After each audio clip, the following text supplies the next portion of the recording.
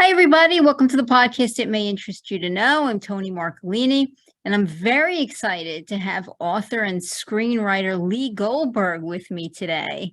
Welcome, Lee. It's great to be here. I've been looking forward to this interview for months. Months. I am so flattered. Nobody looks forward to talking with me. My family shuns me. Neighbors turn away on the street. Not me. I've been looking forward to it. Well, let me start with you've had a really illustrious career. I mean, up until this point, besides being Up until this point, when it all went crashing down. No, I meant I'm sure there's amazing stuff to come still. But you've done screenwriting successfully. People will know you from a lot of the different projects that you've worked on. And you've also been a New York Times #1 best-selling author of novels. I think you have about 14 or 15 now. Am I correct? That I've written? Yes. Closer to 40. 40. Oh my goodness. 40. It just to show you, I've got to catch up on my reading with you then. Because I do read a lot of your novels. As a matter of fact, I think what I started wanting to chase you to get you on the podcast over is because I read your collaboration, right, with Janet Evanovich, your Fox and O'Hare novels. I hope she's finally able to go out on her own and make it out there. I was carrying her for so long, but I think she's got great potential to really become a national, if not globally, best-selling author. Yeah, I think so. I think she's onto something with those Stephanie Plum novels. Yeah, I think so too. So that's where I was actually a fan of the Stephanie Plum novels, and she puts a little excerpt and it turned me on to the Fox and O'Hare. And I absolutely became obsessed with Fox and O'Hare. So, I read all the novels, and you are missed though. You did I think the first 5. I did 5, and it was great fun. I mean, Janet and I have been friends for, 30 years. Even before she was Janet Evanovich, when she was just Janet. And the collaboration kind of grew out of our long friendship. And the 5 books were so much fun to do together, but it just reached a point where there were other things I wanted to do. It was not any sort of bad breakup or anything, but I had the books that became true fiction and the Eve Ronin series, that were, that I really wanted to do. And I just didn't have time to do them while also writing the books with her. So it was just time to go, and I'm glad I did, or I wouldn't have had these wonderful books that I've written since then that I think in many ways have turned my career around. Not that I was heading towards doom, but it's been wonderful. Well, I don't know if you ever check out Goodreads or anything, but there's just a campaign of fans who trying to get you back to the Fox and O'Hare novels. So. I haven't paid any attention to that. I try not to read the reviews. I think it could be bad. Either when they're really trashing you and you want to put a gun in your mouth, or they say you walk on water. You start believing you're wonderful and that your words can't be touched. It's a no-win situation. So I try to stay away from those reviews. Well, you're definitely, you definitely missed. I still love them. I still follow them. I hope she continues the series. But there's a difference, a noticeable difference, even in Nick Fox, I think, from when you had a hand in creating him and now. Well, I think that's inevitable. I mean, Janet and I created this together. And we're very conscious of trying to write something that was not in her voice or my voice, but the Leovich voice, a voice that either one of us would be comfortable writing. So I said to her early on, if I could write like you, I would be you, and I'm not you. So let's do something that your fans that you already have want to read, but that their boyfriends and husbands will want to read as well. And I came up with the Fox and O'Hare books, and they were very much an outgrowth of my personality, Janet's personality, and our friendship and what we like and what amused us together.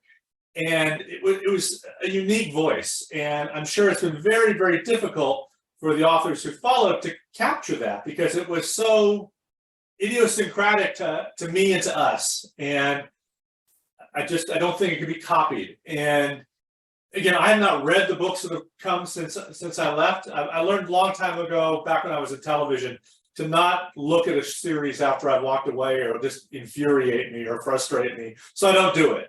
It's just it's a prescription for misery and anger and frustration. So I haven't looked, but I'm not surprised. It's just not possible, I think, in some ways. I mean, there are exceptions to the rule. I think Ace Atkins, who picked up the Spencer novels from Robert B. Parker, Sure. was writing better Spencer novels than Parker was in the last 10 years of his life. So it is possible sometimes to take it to a new level or to a different level, to do something different and fresh with a series that is not yours. Well, yeah, I do agree with that. I was struck. I read your new novel, of course, Malibu Burning, and I was struck with the fact that Danny Cole, right? He's a con man.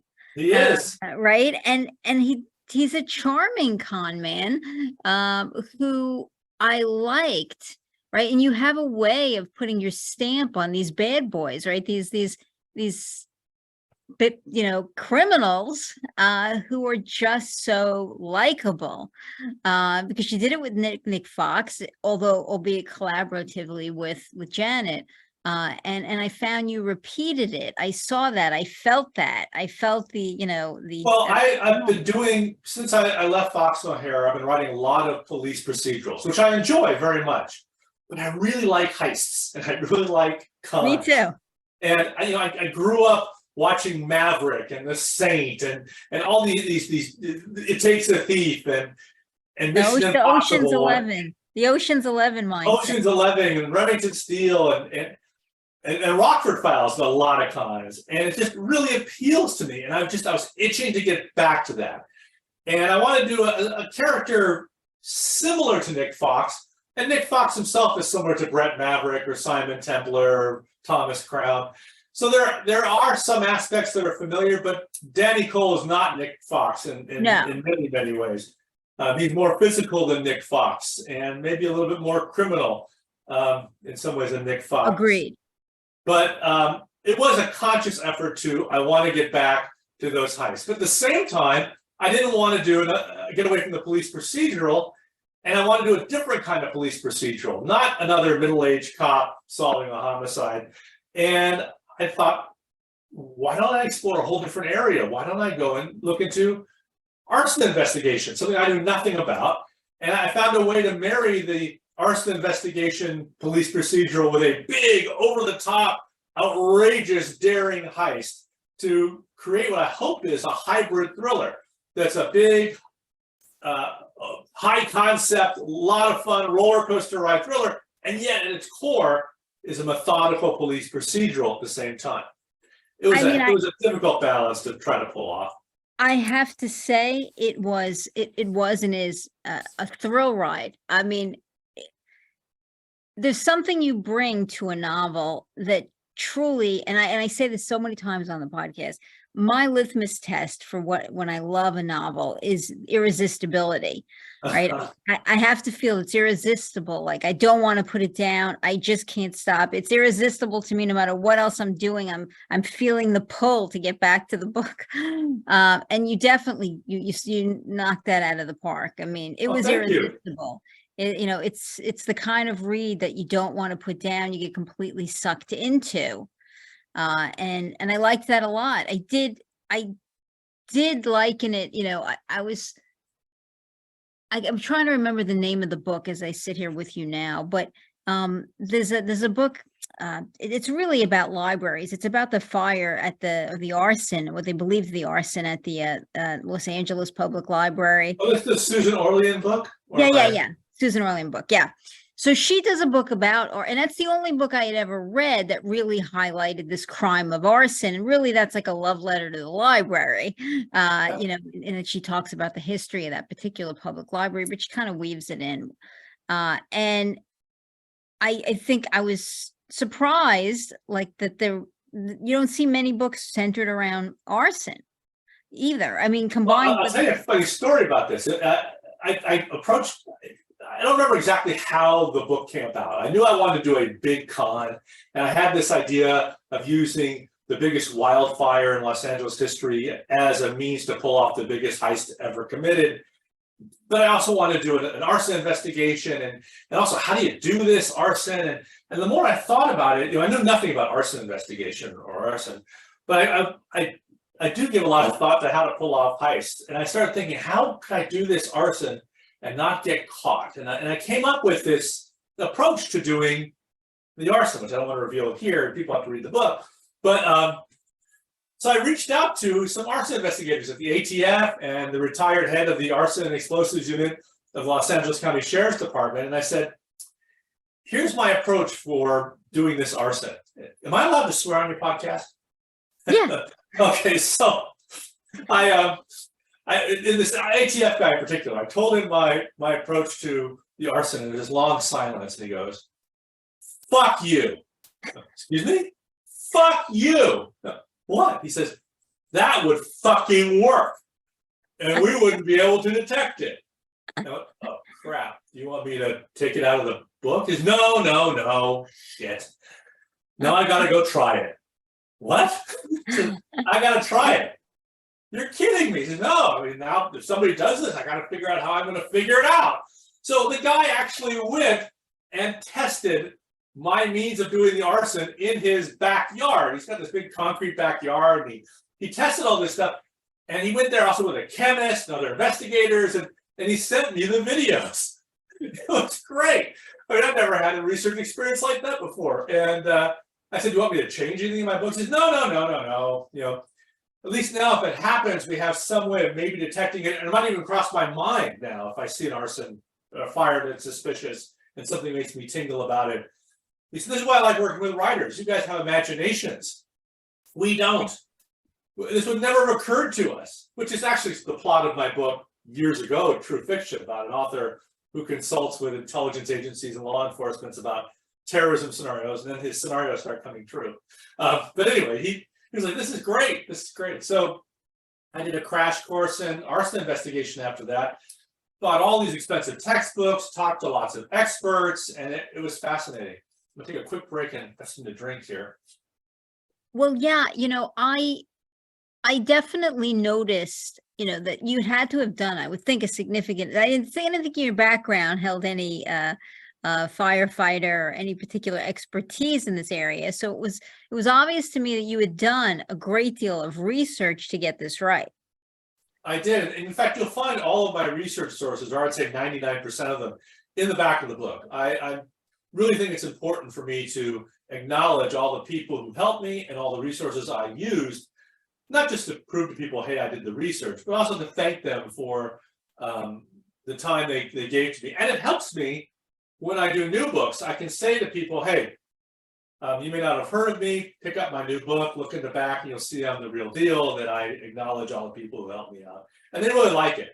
And then they're willing to spread the word and recommend me to other friends of theirs in law enforcement who might be able to help me. So I have this big network of law enforcement experts. And when I don't, there are so many fields I write about. I might write about old currency collection, or installing bricks, or anything, any field. And I'll search out the biggest expert in that field to help me out. And what's nice about being a New York Times bestselling author is I can say, hey, my name's Lee Goldberg.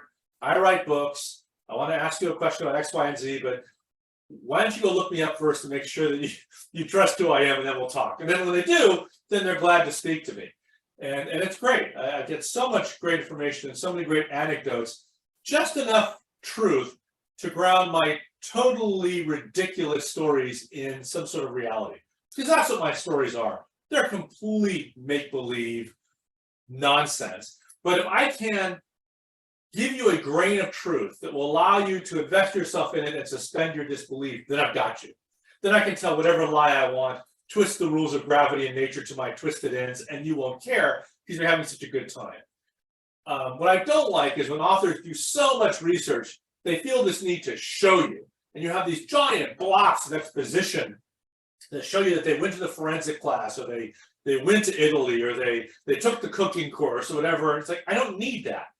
I just want to enjoy myself. So my feeling is, as a reader, my feeling is to get enough facts in there that I have it in my head So when I write and my characters talk and behave, that truth or those facts, those experiences come through in what they say and do, rather than me hitting you over the head.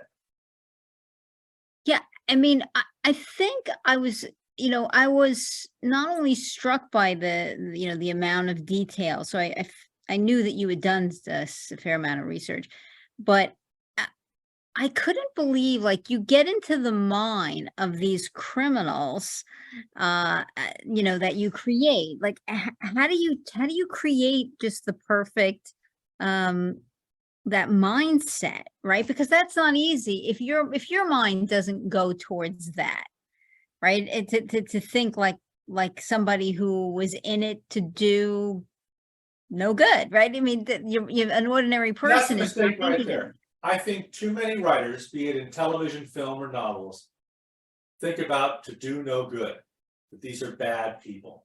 They're not. I mean, they are, but they don't see themselves as bad. They don't see themselves as people just pursuing their dreams, taking care of their family, paying the bills. They have a lot of the same aspirations that we do. They want a comfortable home. They want their kids to do better than they did. They want their wives or girlfriends to love them. They want to be happy and not sad. They want to have some money in their pocket. They want to be challenged creatively and so many things. So my bad guys are not bad guys. I mean, they're not there to do bad. They have other things in their lives. They have other aspects of what they're doing that they're getting off on. I think I learned a lot from reading Larry McMurtry, who I think writes in his westerns like Lonesome Dove, the most loathsome villains who yet are very amiable and have a sense of humor, and you almost like them as they're skinning people alive. I mean, it's weird the way he pulls that off, and that's fascinated me. And then I learned directly from Stephen J. Cannell. I did a lot of work with him. Wow. I did 2 terrible series with him. But he and I became really good friends. I later hired him as an actor on Diagnosis Murder. And he always said, bad guys are not sitting there just being bad.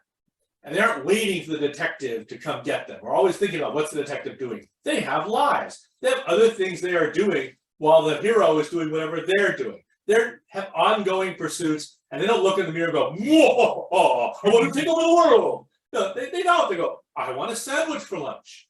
I'd like to go to the bathroom. My stomach's bothering me. My wife is irritated. Why is she irritated? I'd like to make her happy so she's not so irritated. Whatever. I got to get my kid into college. I don't have the money. Whatever. And it's interesting because David Chase worked as a story editor under Steve Cannell, who imbued him with that same philosophy. And then All major people, by the way, all major people in the television industry.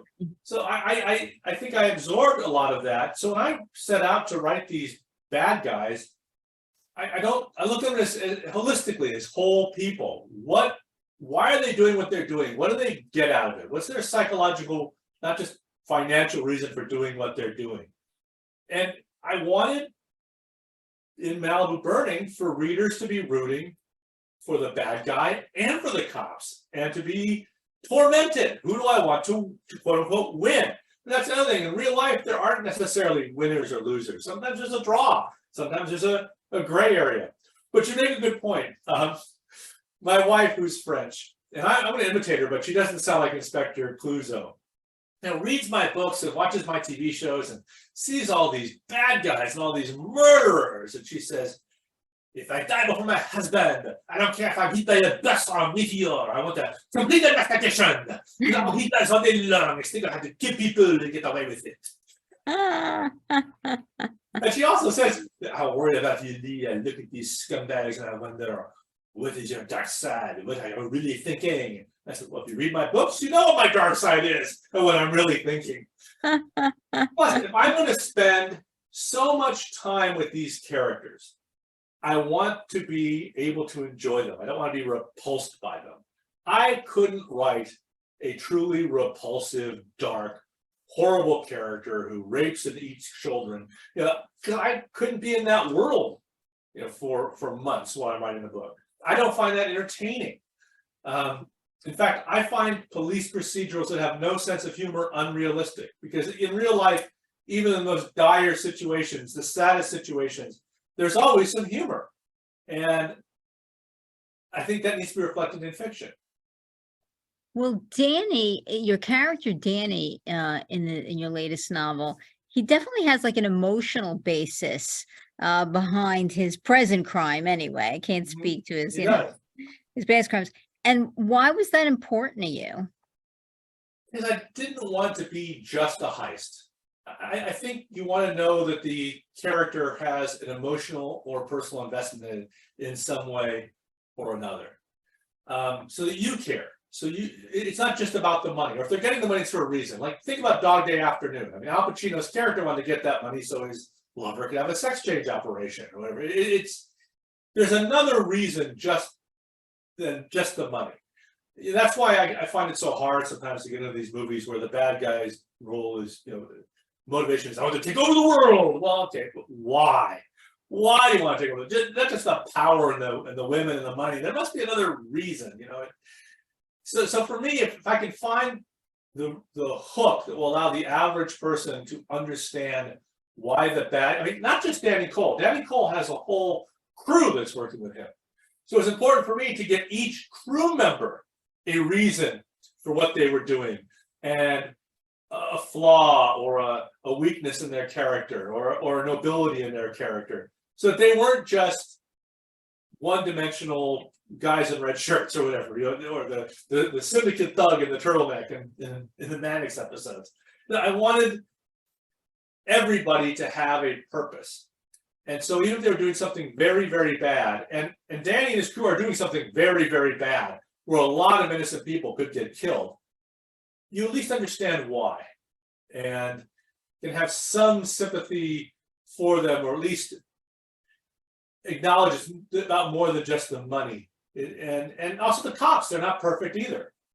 So that's what keeps me engaged. I don't know if you've read my Eve Ronin novels, but Eve Ronin is the youngest female homicide detective in the Los Angeles County Sheriff's Department, and she's got some innate skill, but she doesn't know what the hell she's doing. She makes huge mistakes. And I do get emails from readers going, your character infuriates me. She does such stupid things sometimes. Well, yes, she's not a superhero. She's not the brilliant deductive genius yet. She may never be. And I think through those mistakes, But she has her own gifts that she brings. Yes. Yeah. But her own handicaps. Yeah. And I think that's important. And I'm tired of what I call false conflicts, where the hero is an alcoholic or a sex addict, and where he's got a deep dark past, where his whole family was murdered by a serial killer. Give me something else. Give me people that I can relate to, that the reader can relate to. And that's how I get engaged in my books, and that's how I hope I can engage readers in my books. I think if I'm pulled in, if I want to keep getting back to the computer to write the story, then maybe you want to keep getting back to the book to read it. So did you know the ending before you started writing? Absolutely. I plot everything. You did. I know exactly where I'm going. I don't like reading books where I can tell that the author's making up as they go along, trying to find their story, and they go, oh, I found it. And they go that way and don't cut all the treading water that they did. I like it all to fit together in a nice, tight, again, I like wrapping everything up in a bow, but I do like the reader to be able to see at the end, oh, those are the pieces I missed. I see how I got to where I am. I don't want it to seem like pure happenstance. That you understand the moves that everybody made that resulted in this, what will feel like, I hope, the right ending, or at least an ending that you can live with, not one that comes out of nowhere. Yeah, I've interviewed authors who say, I can't plan, right? I need to sit at the computer, the characters speak to me, take me on their journey. And I've talked to authors like yourself who say, no, I have everything planned out in advance. I don't have everything. Steve Cannell gave me this advice. He said, it's one thing to say, I'm just going to get in the car and drive. There's another thing to say, I'm going to get in my car and I'm going to drive to New York. And I think to get there, I'll start on the 10 freeway. That doesn't mean you won't have all kinds of other adventures or end up taking a different route. But at least when you get in the car, you know where you're going. And you might even end up at a different destination. But you're not just getting in the car and driving. And that's the way I feel about outlining. I don't write an incredibly detailed outline. I write what I call a living outline. I write the major investigative and character beats of the plot. And as I'm writing and as things change, I rewrite my outline. And so I end up finishing my outline probably about 3 weeks before I finish my book. Because I'm always revising the outline. Because I'll think of new things I want to do or changes I want to make. But I rewrite the outline so that everything still makes sense, it tracks. And I'll go back and change things so that my new direction or whatever tracks as well. So yeah, when I sit down in the morning, I open, I have this, I'll show you an example here. I've got this, my next book. Got this big binder of research. It's, I don't know how thick you can see, but big binder of research here. And it has my outline in the first couple pages. I have this binder open on the desk beside me, so I know exactly what I'm going to be doing that day. And I usually start by rewriting the crap I wrote the day before. Well, what does the creative process look like for you? I mean, I've heard all different versions of all different people. Some people like, I need to get up in the morning and jog for an hour, and I'm in the shower, and I'm just marinating in my brain. It just pops out. Like, what does that creative process look like? Oh, I have to begin each day with a filet mignon steak cooked exactly medium rare. Eggs over easy, just right. I have to have orange juice chilled to exactly 38 degrees. And my perfect, that's all crap. I mean, these people have these special circumstances. I come from TV. Is that like the monk? Well, I've heard some writers talk. I won't mention which ones. Like, I need to have my special shoes and my special Evian water, and I can only write during these hours, and special purifier has to be in the air, and none of that. I come from TV where you have to have a new script every 7 days, or you're going to be losing $250,000 a day while everyone's sitting around picking their noses waiting for the script to show up. I mean, I've had to write in airplanes, out in the rain, in hotel rooms, in hospitals. I've had to write in crowded rooms, and there are no optimum situations for me to write. I have a deadline, I have to meet it, and all I know is I will do whatever I have to meet the deadline. So I don't have this ridiculous notion of that I'm always going to be writing in my perfect environment, at my office or wherever. I mean, I've written on the beach, I've written on oil rigs, I've written in airplanes. I've written everywhere in every situation. I've written with 2 broken arms, having to dictate my script. But in a perfect world, when I'm writing a book and I have some control over my situation, my perfect hours are go to bed around 2 in the morning, get up at 10. And when I get up, I'll have breakfast, I'll return phone calls, I'll do some business of the day. And then while I'm doing the business of the day, which usually involves things like this interview or marketing promotion of my previous book or meetings, whatever, I'll be rewriting the stuff I wrote the night before. And then I'll have dinner with my family. And after dinner, I'll sit down at my desk, maybe 7:30, 8 o'clock, and I'll write till 1 or 2 in the morning. That's when I do the new stuff. And it's not like I intend to write till 1 or 2 in the morning. I start writing, and I look up, it's like, oh my God, it's 1 in the morning. Or, oh my God, it's midnight. Then I'm usually too jacked up to go to bed, so I'll end up watching a TV show or reading or something to calm my head. And rinse and repeat. I'll do the same thing the next day until I have the book done. But a key element of what I'm doing is every day I'm rewriting. I wanted to talk a little bit about, the ideas that you have, because I've read a lot of your books, and they're unique, right? They all kind of have a different premise. And how do you come up with your ideas? I mean, do you just don't base it on people you've met in your lifetime, or reading the newspaper, or like you're out at the Walgreens and you're like overhearing stuff, or you're seeing stuff and you're like, that would be a great story? I read a lot. I don't know where the stories come from. I know that they usually start for me with a conflict, a character with a real problem. Well, to give you an example, let me tell you how Eve Ronin came about. I really wanted to write a police procedural, like Ed McBain and Michael Connelly wrote. Right. And I had another story in mind, another character in mind. And I went to a homicide investigators training conference in Green Bay, Wisconsin. This is something that cops have to do 24 hours a year to stay up to date on the latest techniques and laws and things. I think it may be required, at least in Michigan, in that area, it's required to recertify or something, and they hate it. You know, they have to spend 4 days in a hotel going to these panels and things. But I had a friend, I still have a friend, who runs these conferences, and he invited me to attend one. And I was clearly the only guy there who wasn't a cop. You know, I come bounding in, and the people who were there, they all either were carrying guns and badges, or they had the 100-yard, I don't know if it's called 100 yards, they had the cop look and the cop attitude, and they knew right away I didn't belong. So the first day, I was sitting like a new kid at school all by himself at the table. But that morning, they presented a case. And when I say presented, the original investigating officer presented the case, so like he was the master of ceremonies for the case, but the uniformed officers who first went to the scene, the blood spatter analysts, the prosecutors, everyone who was involved in that case was there presenting their portion of the case. And the presentation was on why it's necessary every time you go to a homicide to approach it as if you've never solved a homicide before, to get rid of all your cop common sense, all your learned knowledge, because if you do, you wouldn't have solved this particular case. Because there are certain things like, oh, if there's based on the violence of the case, you can tell that it was passionate, so it was someone who knows the family. Well, no, that's not true. Or there are a lot of things that you come to some of these cases with that are just what you call homicide cop common sense. And this whole case they're presenting was an argument why you have to ditch all that. And I thought it was fascinating. I mean, I asked all kinds of questions.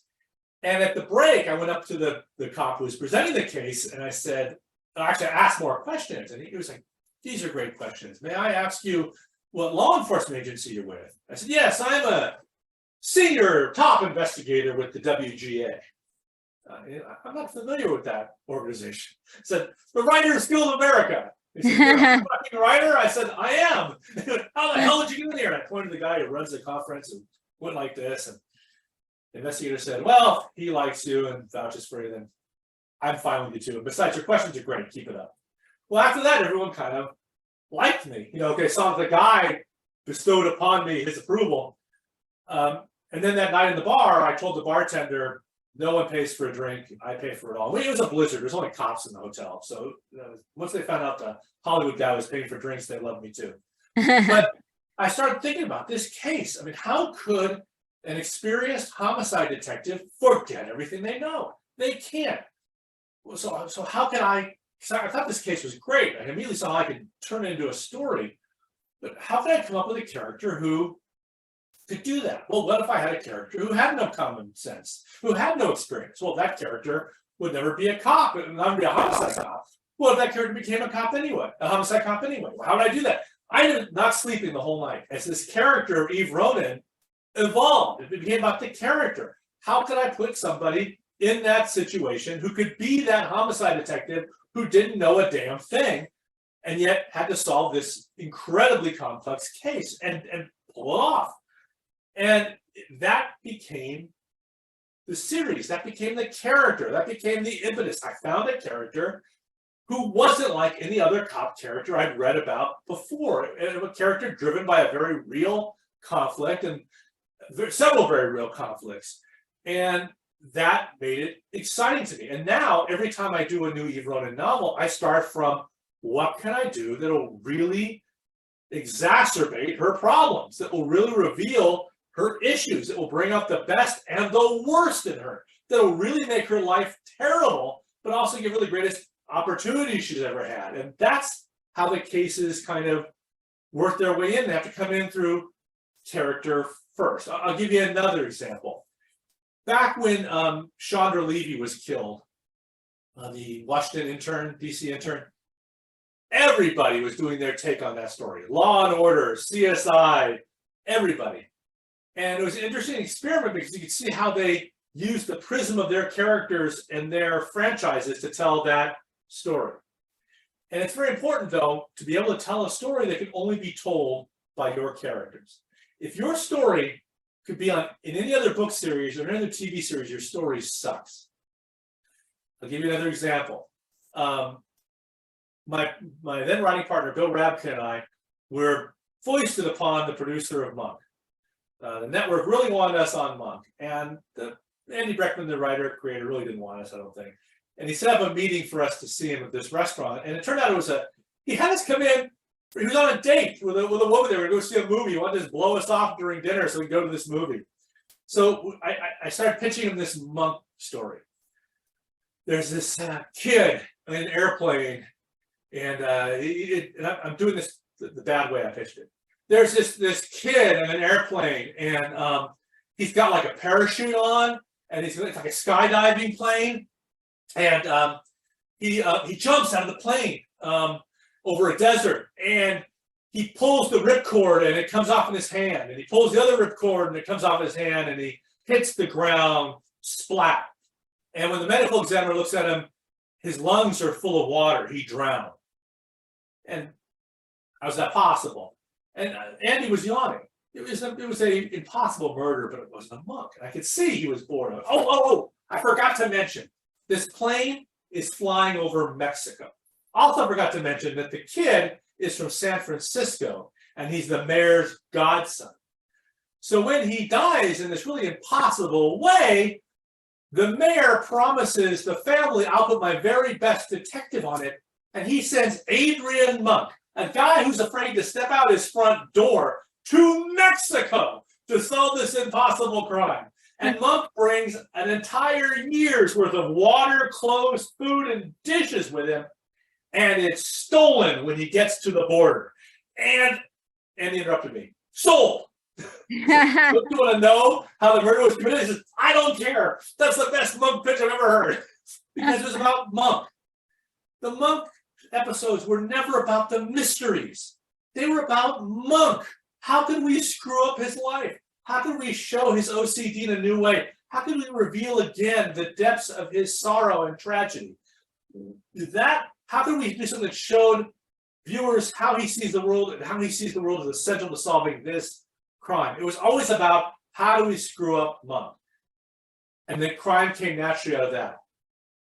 That is how I approach my stories. I don't know what the alchemy is and how it all exactly comes together, but it's essential that the character and the stories mesh in a way that you couldn't tell that story with Harry Bosch or any other character. Wow.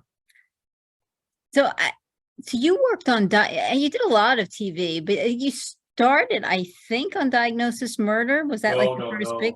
No. I started on Dispenser for Hire. I remember Robert Urich, right? Yeah.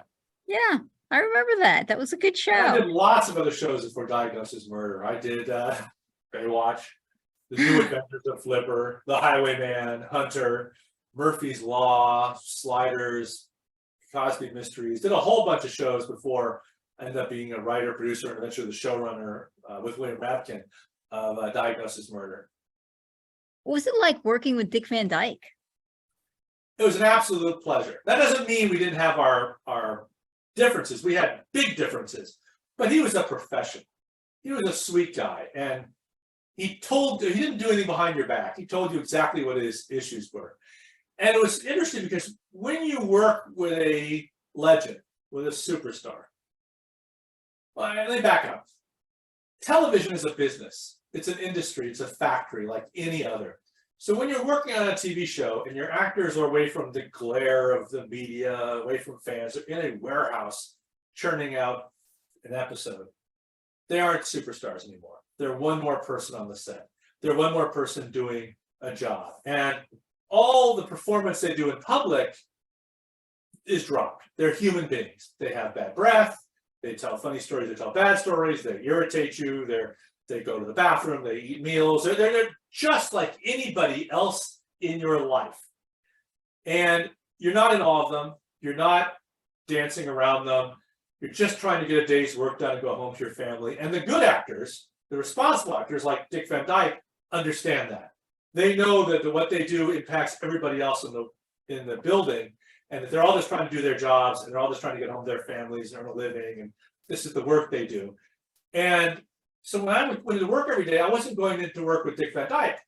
I was going into work with that older gentleman who's an actor. It wasn't. So I lost a sense of him as Dick Van Dyke, and it was great because that's how you get work done. If you're walking around in awe or intimidated by your coworkers, you're not going to do the job. And I've worked on Diagnosis Murder for years. So every single day you see this person. It's not the same as running into an actor on the street, and it's not to say we didn't have a hierarchy and all that, but my daughter, I don't know how old she was. She was young. She was like nursery school maybe or kindergarten. Discovered Mary Poppins. And I said to her one day, how would you like to meet Bert the Chimney Sweep? She went, you know him? I said, I see him every day. No, I said, I do. So in the set, I said, Dick, do you mind if I bring my daughter down to meet you? She's just discovered Mary Poppins. Oh, of course not. Bring her down. So I bring Maddie to the set, and she didn't recognize it. You see the white hair and the mustache. So Dick starts doing the whole Chim Chim Cheree song and dance, trying to get a glimmer of recognition from my daughter. And in fact, I'm getting chills now. I got chills from head to toe. Oh my God, that's Dick Van Dyke. I work with Dick Van Dyke. He's doing Chim Chim Cheree. Somebody film this. Oh my God. It's like suddenly it hit me. Dick Van Dyke. And he's like, and here's this guy who's a star all over the world, just trying to get some recognition from my daughter, who's completely terrified and hiding behind me.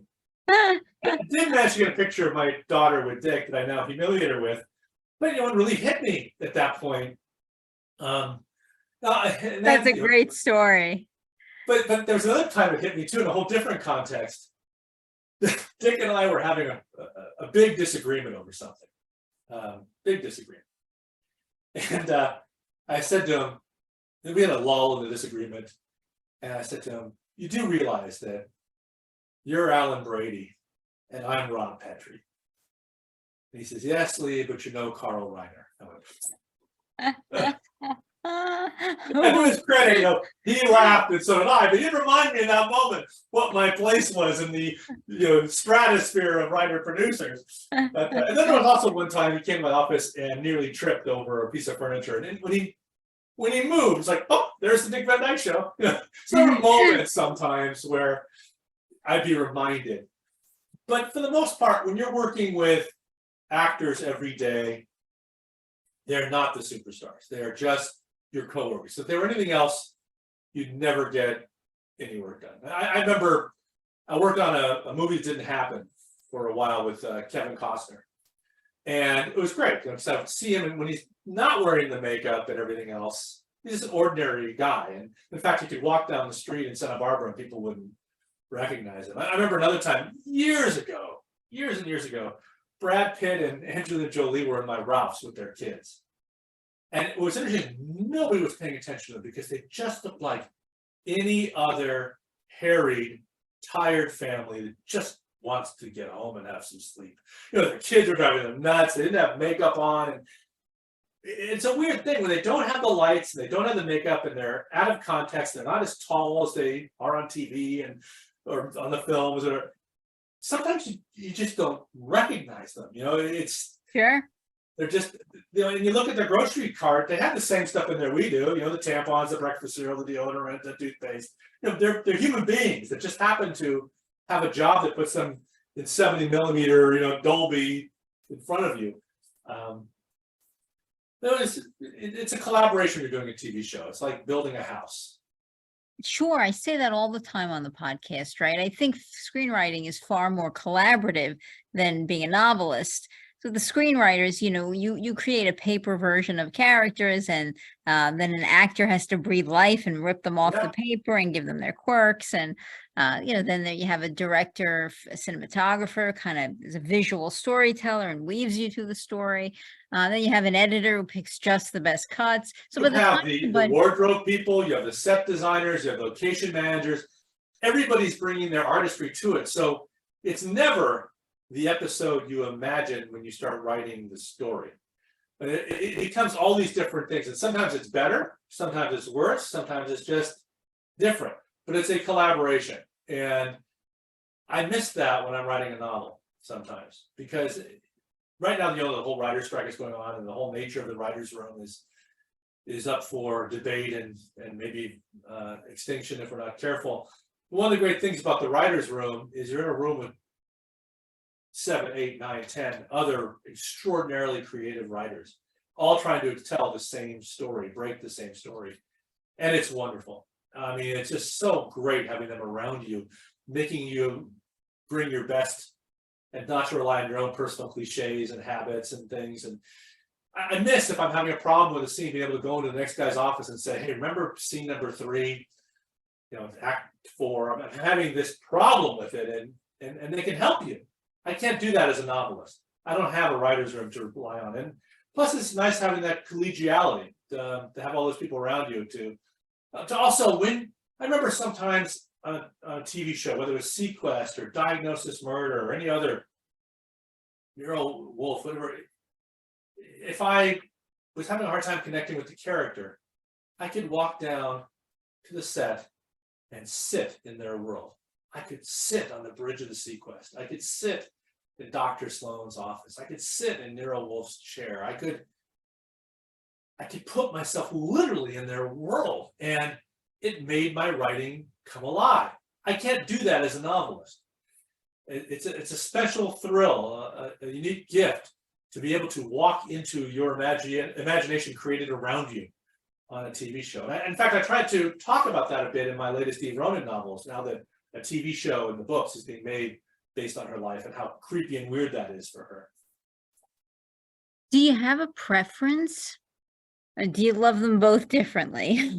I love them both. Writing for TV or writing books? I love them both differently. I love the excitement of a television show. I love working with all the people. I love being in the editing room. I love the momentum. I love how it forces you to just push through and get things done, because the show is shooting on Monday, whether you're ready or not. It's the complications that are thrown in that force you to rewrite in ways you hadn't even thought of. Like, there's a blizzard, so now you can't shoot that scene outdoors. You have to move it to a standing set now. And it's just, or an actor gets sick, or things go wrong, and you suddenly have to make changes that aren't creatively based, but based out of practicality and need, because you have to create this show in the real world. That's exciting and fun, but it also kept me away from my family. It also is horribly exhausting. And there's a lot of egos and a lot of people involved and a lot of anxiety and a lot of stress. And there's a reason why so many people in the business become alcoholics and drug addicts and sex addicts. And it's one of my greatest achievements is being married for 35 years.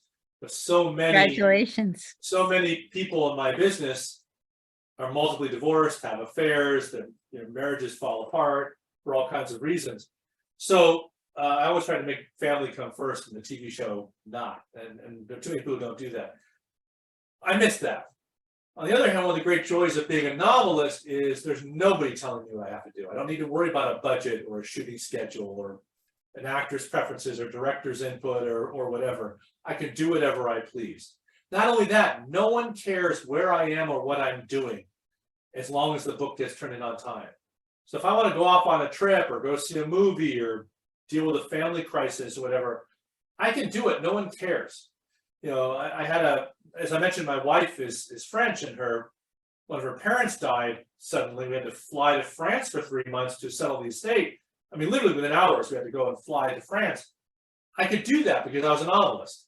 I could be there for her, and no one cared because I got my book in on time. So there are pluses and minuses. And for a long time, the money was a lot better in TV than it is in books. That's now balanced for me. But also in television, you have a union, and you have a health plan, and you have a retirement, and all that stuff that you don't have as a novelist.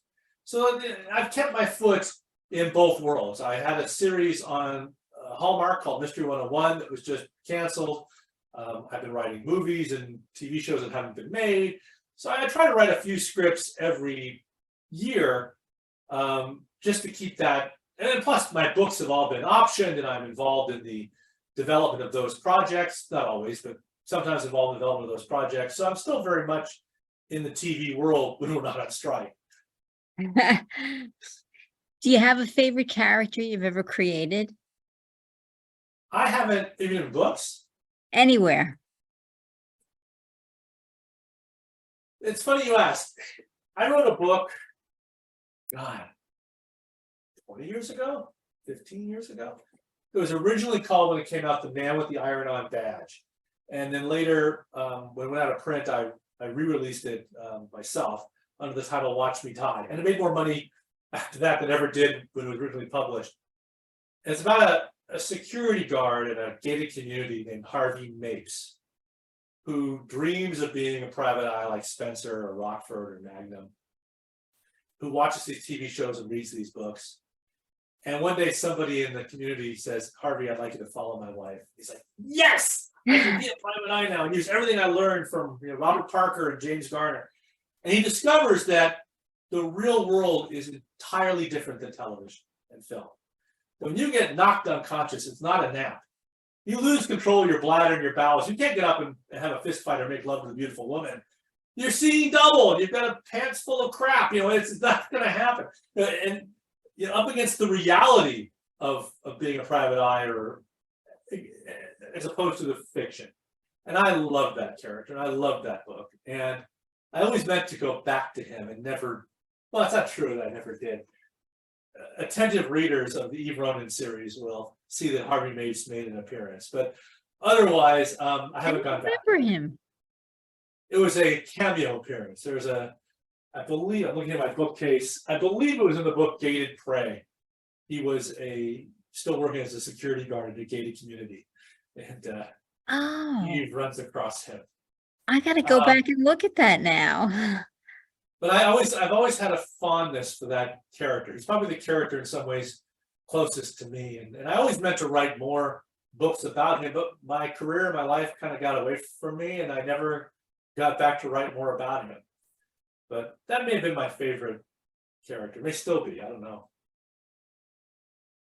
Do you think you'll age your characters for yours as you continue to do, I guess, sequels? I don't know what you want to call them in a series, like you are with her. I mean, you continue to come out with books, but the vibe is always kind of like the same time. She is evolving with each book. Oh, evolving as a person, for yes, sure. And her life is moving forward, and she's becoming smarter and more political. Because my goal is, if I'm lucky enough to write 20 books with Eve Ronin, to start her out as this really raw newbie and get her to the point where she's Harry Bosch.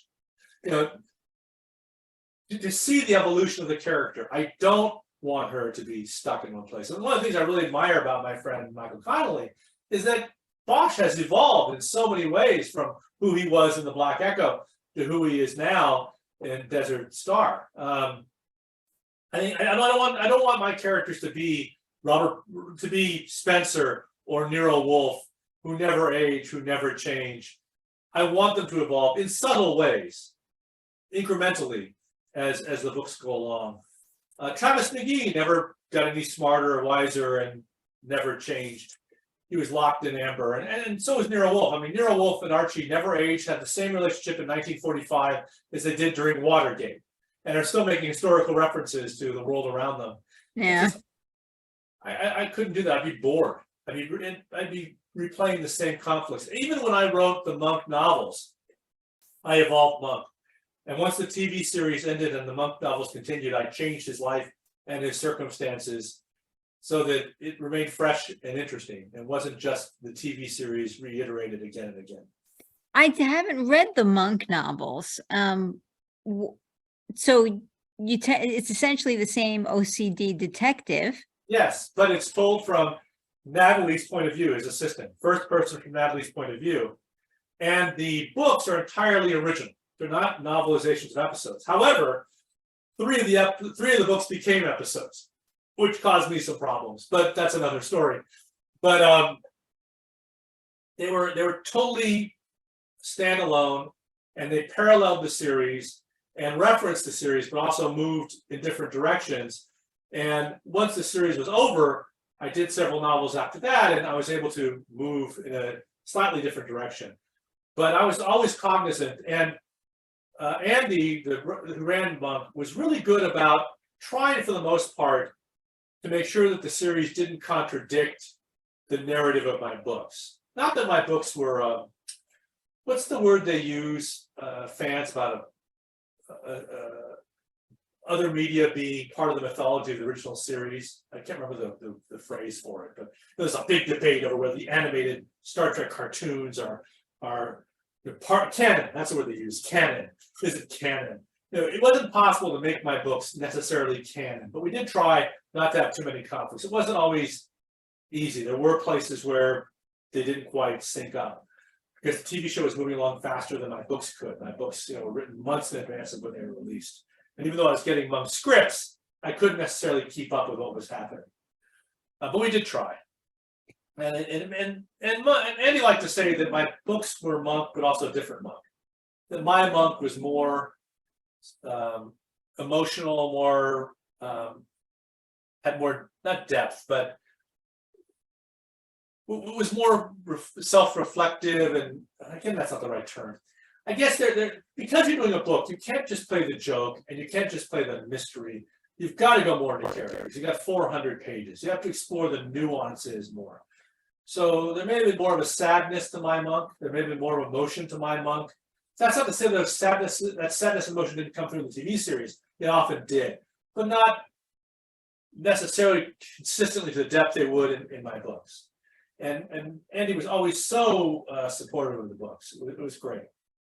I know I've gone way over. Well, that's okay. You have a lot of stuff to cut. I rambled on way over too. I mean, I have just a couple more questions if you Sure, have go ahead. minutes. So I know I don't want to give anything away, of course, but is there any chance there'll be a sequel on Malibu Burning? Oh, not only a chance, I'm delivering it in a few weeks.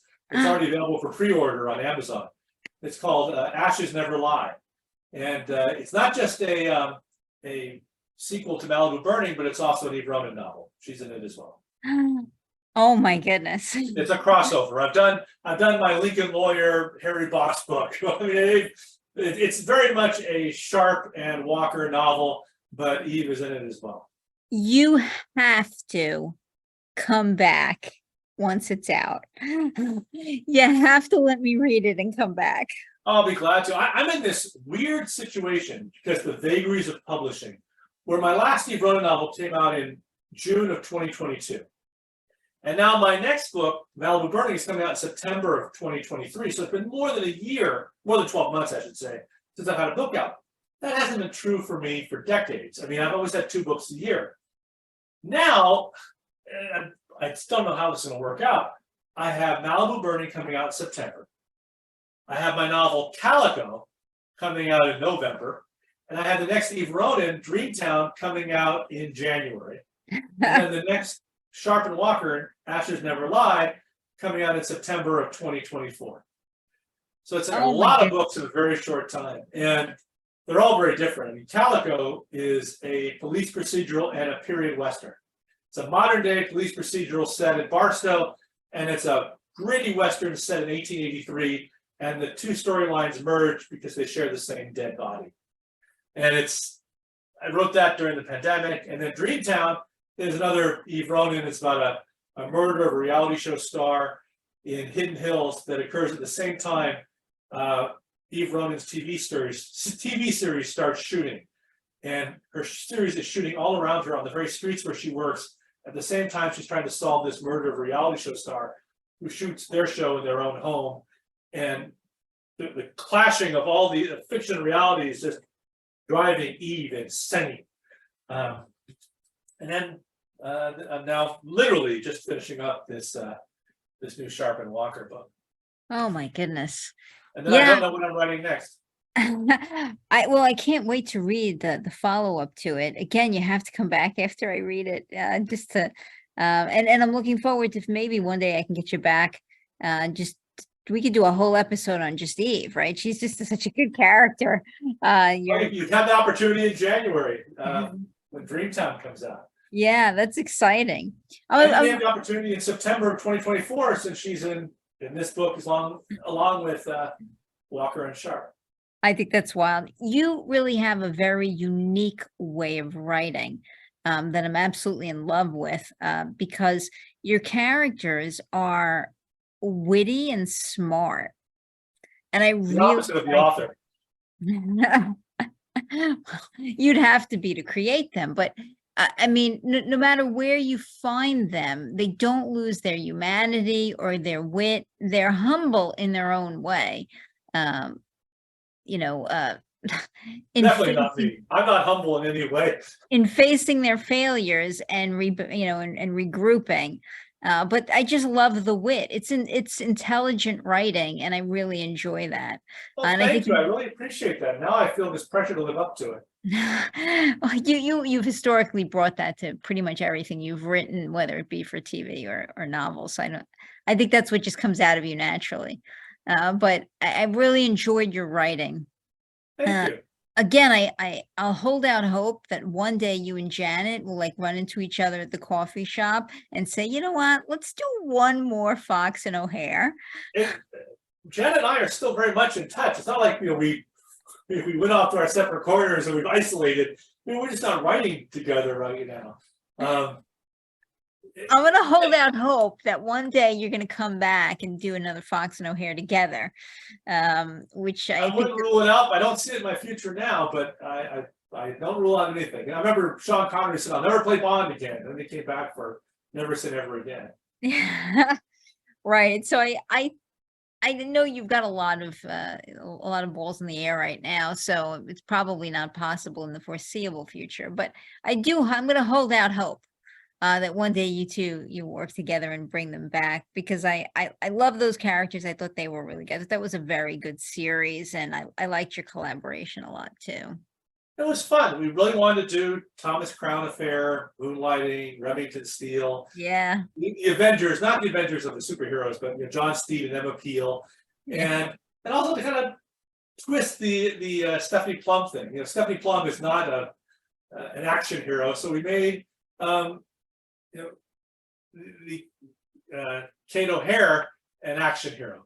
So she was the one who was kicking ass, not the guy. She didn't have to be rescued, and that was fun to switch it up. And I don't think Janet had ever been involved in stories like the stories we were telling in the Fox and O'Hare books. I mean, she was always looking for fugitives on the run, and here we were mounting these big cons and big heists, but also with big action and romance thrown in as well, and that was great too. I mean, it was. I learned so much from Janet. It was a wonderful collaboration. I'm a far better writer now because of working with her than I was before. Well, I think you're very talented. I enjoy your writing quite a bit. I'm going to be looking forward to the new books. Can you tell anybody who doesn't know the best way to get information about you? Oh, I'm very, very hard to find. I'm at Lee@LeeGoldberg.com. I'm also Lee Goldberg on Instagram, Lee Goldberg on Facebook. I'm Lee Goldberg everywhere. And Malibu Burning comes out September 1st. Calico comes out, I think, November 1st. And the new Eve Ronin novel, Dreamtown, comes out in early January. I really encourage everybody to read Malibu Burning. I know that's the next one up. I read it. I read it in a very short period of time. Again, within a couple of days time frame. It's irresistible, guys. Let me put in a plug, if I may. I have it right here, in fact, just came in. The Malibu Burning audiobook. It's narrated by Eric Conger, who is my favorite audiobook narrator. I've been wanting to do something with him for years, and we got him for Malibu Burning, and he does such an incredible job reading this book that I was listening to it and I forgot I wrote it. I was like, it's like I was really entertained by it because his performance brings such a fresh take to it. He gets all the humor, he gets it all, and now when I'm writing Sharp and Walker, I'm hearing Eric in my head as I'm doing the prose. It's wonderful. I really, really enjoyed it. And if you're not a reader and you're an audiobook person, Eric Conger has done a fantastic job with Malibu Burning. I may check that out anyway. I had Scott Brick on the Oh, podcast. Scott's great too. I don't want to speak ill of Scott, who did an amazing job with our Fox and O'Hare books. I shouldn't say that Eric's my favorite because I listen to more books that he's narrated than I do of books that Scott's narrated. But something about Eric's voice, something about his rhythm, something about his attitude more closely mirrors the way I hear my own voice in my head, the way I write. I think, and I was saying to Scott, when he was on, I'm at the point in my life where I always have two books going. One book I'm reading with my e-reader, Me right? too. And the other one I'm listening to. Always two books at the same time. For whatever reason, in the beginning, I didn't think I would like audiobooks, but I wound up liking them quite a bit. And I'm very particular about the narrators. Nicole Zanzarella does an amazing job with Eve Ronin, and I love this. I was able to swing for Calico. Nicole Zanzarella is narrating the modern day police procedural, and Eric Conger is narrating the Western.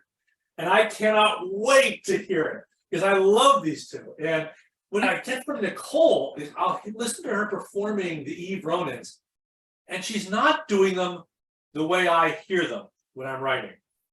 And it's great because she brings her own take. And sometimes she will surprise me with something she finds emotionally or even humorously in a scene that I didn't know was there.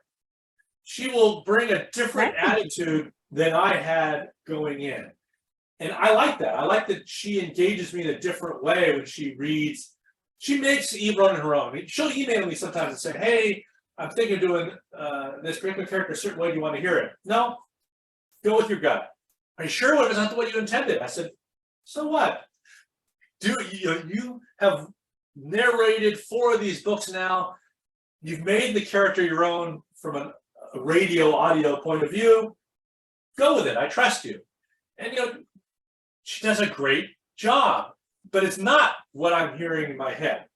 What's great about Eric is just something about his, I don't know what it is, but it's like, God, in my best world, I would sound like him if I were reading my own book. I mean, and that's really great. And he surprises me too, don't get me wrong, but it's a different experience. There are other narrators sometimes in the past who've read my work where I kind of, but Scott is the first narrator who's narrated both me and my brother. So that's interesting to hear how he handles my brother Todd's voice and my voice and what he finds in the two of them. It's interesting.